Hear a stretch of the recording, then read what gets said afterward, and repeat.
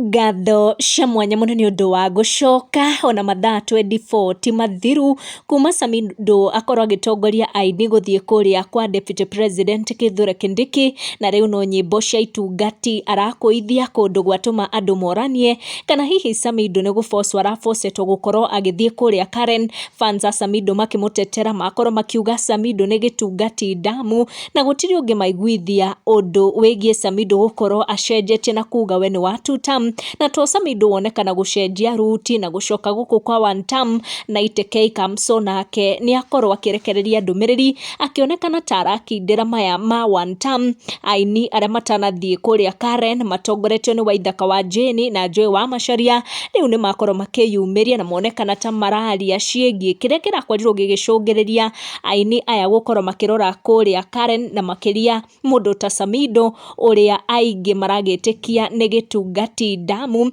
Waithaka agikorwo agitongoria aini acio na makorwo makeria maundu maingi muno kuria magikorwo makiuga ati o matigukorwo makiingirira kana gukorwo magitikira magayukanio ati ni tondu kuri na aini aria maragikorwo magikinya kuria Karen. Ngathiga gacira kau na nikio Waithaka ngurega kuingira live ino tikagerie kwambia kuhura aini aria angite ni undu wa personal issues. Reke to focus turario horo wa ira aini aria marariguo marathire niki twambe to focus na how tige kwamba kuroraidia aini aria kingu na aria gutire muini mukingu na muini mungi na miario yao yakorwo igiuka o riri aini ta Samidoh monekanite gucenjia murugamo na gucoka mwena wa itungati, na Waithaka wa Jane nionekana ta atariria gitumi kia aini acio gucenjia murugamo wao. Waithaka akiuga kuri thimu ingihurirwo mundu ciume kundu kuri na nene na ikorwo igituma mundu aremwo nginya kuga afana no akorwo agitia thimu icio. Ni mamwe ma maria Waithaka wa Jane na aini aya matanathie kuria Karen marakorirwo makiumburania.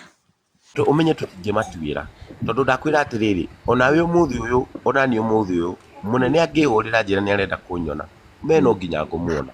ende kana die we munene wa bururi meigurira kamera nigetha muhe mwana we tugera ndiraruta